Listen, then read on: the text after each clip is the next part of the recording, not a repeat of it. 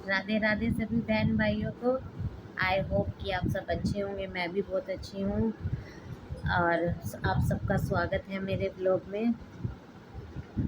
तो हम लोग कहाँ पर थे, मेरी जर्नी के बारे में। हम लोग थे कि मैं अपने मायके गई थी।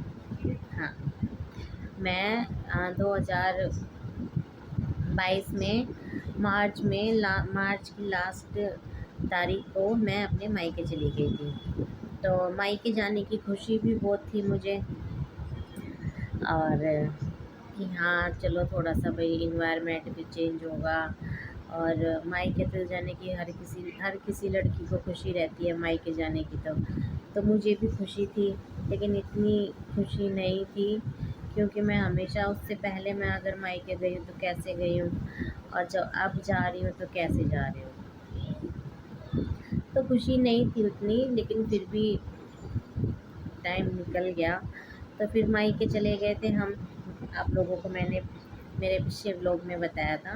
तो मायके जाने के बाद फिर यही रूटीन था, सुबह उठे। फिर उठने के बाद पहले उन्होंने अपना अपना खुद फ्रेश वगैरह हुए, मुँह वगैरह ब्रश वगैरह किया। फिर उसके बाद मेरा करते थे, मेरे को उठाते थे। मेरा ब्रश वगैरह कराना, मुँह वगैरह धुलवाना। उस टाइम तो मैं बैठ नहीं पाती थी ना अच्छे से, तो वाइप से मुँह साफ़ करते थे। तो फिर उसके बाद नाश्ता करना। तो फिर उसके बाद वहाँ पे नाश्ता करने के बाद फिर वही मेरी दवाइयाँ चल जाती थी। अब मेरी दवाइयाँ चल जाती थी तो फिर पहले मैं इंग्लिश दवाइयाँ खाती थी, उसमें फिर घंटा भर वेट करने के बाद फिर मैं देसी दवाई खाती थी। और देसी दवाई भी मेरे पूरे दिन ही चलती थी। इंग्लिश दवाइयाँ तो मेरी सुबह सुबह शाम चलती थी, और जो देसी दवाइयाँ थी वो मेरी जैसे सुबह ली, फिर दोपहर में ली, फिर शाम को ली, फिर रात को ली। 4-4 टाइम ऐसे दवाइयाँ थी। तो वो दवाइयाँ खाना। फिर दोपहर में डॉक्टर आते थे, फिजियोथेरेपी वाले डॉक्टर लगा रखा था। तो फिजियोथेरेपी वाले डॉक्टर आते थे दोपहर में। तो मेरे हस्बैंड उनके साथ जैसे जैसे वो एक्सरसाइज करते थे, वैसे वैसे वो भी एक्सरसाइज सीख रहे थे। वो बता भी रहे थे कि एक बार एक्सरसाइज कराने से कुछ नहीं होगा, आप भी सुबह शाम की एक्सरसाइज करो। अब जिनकी फाइनेंशियली कंडीशन जो होती है भाई, वो तो अपना 2 टाइम की फिजियोथेरेपी करा सकते हैं। और हम हर किसी की ऐसी नहीं होती है, किसी किसी की नहीं होती तो वो एक टाइम कराता है। और बिल्कुल ही किसी किसी की ना हो तो उसके पास तो डॉक्टर भी नहीं लग पाता है। सोचो कितनी बुरी दिक्कत है ये, कि इसमें ऐसा भी होता है। फिर उसके बाद डॉक्टर आते दोपहर में, एक्सरसाइज वगैरह करवाते, 1 घंटा पौना घंटा एक्सरसाइज करवाते। फिर एक्सरसाइज करवाने के बाद फिर वही चले जाते, फिर वही अपना थोड़ा वही रेस्ट वेस्ट अपना करना था। क्योंकि एक्सरसाइज करने के बाद ना मेरा शरीर, मुझे पता नहीं चलता था, लेकिन ऐसा लगता था कि जैसे कि शरीर में कुछ है नहीं, शरीर में जान नहीं है। मतलब ऐसे लेज़ी लेज़ी सी रहती थी। फिर उसके बाद वही शाम की चाय वाय है। तो फिर शाम को भी बिठाना, चाय वाय पिलाना।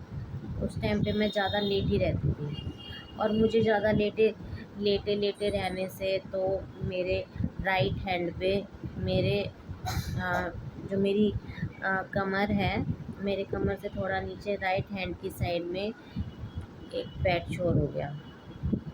एक नई दिक्कत और खड़ी हो गई थी वहाँ पे पहले, क्योंकि मैं सबसे ज़्यादा करवट लेती थी अपने सीधे हाथ की, क्योंकि सीधे हाथ में मुझे कंफर्टेबल लगता था। तो सबसे ज़्यादा करवट मैं इसी साइड की लेती थी। फिर उसके बाद यहाँ पे बेड शोर हो गया, पहले नीला नीला हो गया। वो भी बहुत गहरा बड़ा जख्म था, और अभी तक भी वो जख्म तो ठीक हो गया, उसने 2-2 साल लग गए मेरे जख्म को ठीक करने में, 2-2 ढाई-ढाई साल। क्योंकि बेड शोर पे पैरालाइज पेशेंट के जो बेड पे होते हैं पेशेंट, उनके बेड शोर ठीक नहीं होते। उनको तुम कितना ही ट्यूब लगा लो, कितना ही कुछ कर लो, लेकिन वो अपने टाइम पे ही धीरे धीरे बढ़ते आएंगे। फिर उसके बाद मेरे को सीधे हाथ पे भी बेड छोड़ हो गया।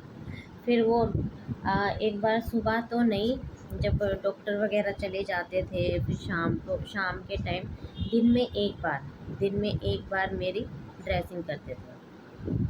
डॉक्टर चले जाते थे, फिर उसके बाद वो ड्रेसिंग कर देते थे मेरी, जो भी बेड शोर थे। और उन बेड शोर को ड्रेसिंग करने करने में मेरी एक एक घंटा लग जाता था।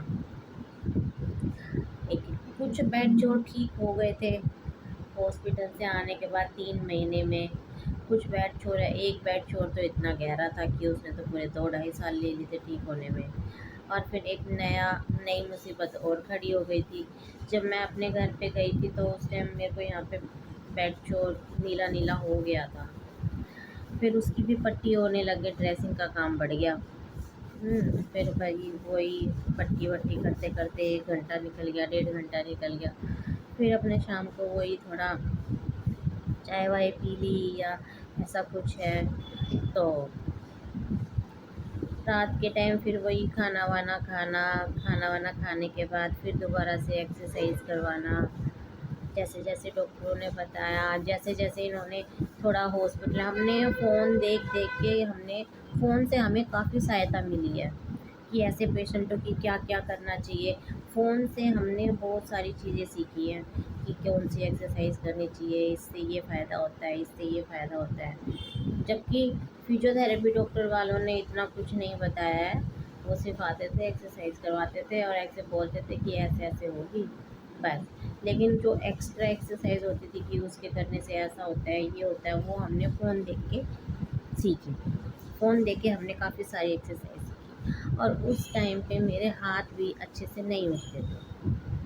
जब मैं घर पे गई थी तो मेरा हाथ इतना अच्छे से नहीं उठता था, तो हाथ की बहुत सारी एक्सरसाइज वगैरह करी। डॉक्टरों ने बोला कि ये जो फिंगर हमेशा टेढ़ी रहती है तो इनके लिए जैसे कि तुम कोई चीज़ जैसे पत्थर और रेती होती है, मिट्टी होती है, मिट्टी डाल के उसको थोड़ा भारी सा बना लो, 1 किलो का कुछ, उसको भारी सा पन्नियों में, कपड़ों में डाल के पन्नियों में डालो, फिर दूसरी पन्नी में डालो। वो वेट बना दिया। वेट बना के फिर मेरी उंगलियों को सीधा करके मेरे को लेटा के मेरे हाथ पे रखा जाता था। आधा घंटे के लिए, 1 घंटे के लिए ऐसे रखते थे। 2 बनाए थे, इसके पे भी रखते थे, इस पे भी रखते थे। फिर धीरे धीरे चीज़ें समझ में आई कि और भी ये मिलती हैं। हाथ फिंगर ग्रिप होती है, फिंगर ग्रिप का सीधा करने के लिए बांधना पड़ता है। फिर वहाँ पे जाने के बाद डॉक्टरों ने, जो फिजियोथेरेपी वाले डॉक्टर आते थे, उन्होंने बताया कि ये पैर में ना जूते बनवा लो पैर में पहनने के लिए। तो उस टाइम हमने फिर वो उन्हीं डॉक्टर से ये जूते बनवाए। लेकिन वो डॉक्टर इतना, मैं क्या बोलूँ डॉक्टर को, उन्होंने इतना धोखाधड़ी किया हमारे साथ कि जितने में हमने वो जूते बनवाए ना उतने का तो है ही नहीं, बहुत कम के थे। लेकिन हमें तो नॉलेज नहीं थी उस टाइम पे, लेकिन शुरू शुरू में इंसान के साथ ऐसा ही हो जाता है। तो फिर वो नाप वगैरह लेके गए, मेरे जूते बनवाए प्लास्टिक के पहनने के। फिर वो पहनने शुरू करे मैंने, जिससे कि मेरा पंजा ऐसे सीधा खड़ा रहे। फिर वो जूते बनवाए, फिर मेरे पापा वहाँ पे व्हीलचेयर लेके आए, ताकि मैं व्हीलचेयर, पहले तो मेरे को गोदी में बिठा के ऐसे जैसे दूसरे वाले कमरे में बिठा दिया, सोफ़े पे, चेयर पे बिठा दिया, सोफ़े पे बिठा दिया, ऐसे हो जाता था।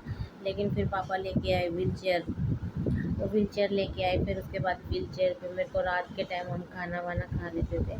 मुझे बाहर जाने में बहुत अजीब लगता कि मैं बाहर जाऊँगी, कैसी लग रही हूँ, ऐसी तो नहीं थी, सब मुझे देखेंगे, मतलब।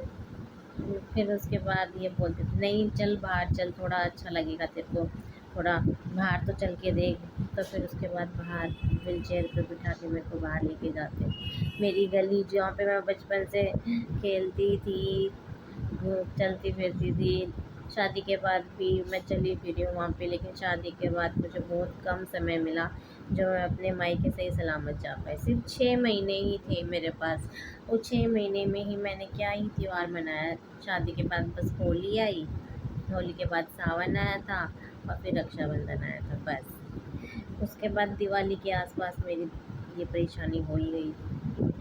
तो फिर मुझे बाहर लेके गए, थोड़ा व्हीलचेयर पे घुमाया, तो फिर मेरे से एक तो है जैसे चाचा हैं, चाची हैं, ताई है, ताऊ, जो भी है आस-पास के लोग मिले, मेरे को बोल रहे कोई बात नहीं बेटा, ठीक हो जाएगी तू, कोई बात नहीं, ठीक हो जाएगी। हम तो यही दुआ करते तेरे लिए, बता कैसी थी, कैसी हो गई, है ना? तो इस चीज़ के चलते फिर धीरे-धीरे ऐसे ही दिन निकलते रहे। फिर वहाँ पे अभी तो एक डॉक्टर और हमने लगाया था, फिजियोथेरेपी वाला, उसके बारे में भी मैं बताऊँगी आपको, लेकिन उसके बारे में मैं आपको मेरे अगले व्लॉग में बताऊँगी जो आएगा, ठीक है? तो अभी के लिए आप सबको राधे राधे। आई होप कि आप सब लोग मेरा सपोर्ट करेंगे। प्लीज़ मेरी वीडियो को लाइक, शेयर, सब्सक्राइब करें मेरे चैनल को ज़्यादा से ज़्यादा। तो अभी के लिए मैं आपसे विदा लेती हूँ। राधे राधे।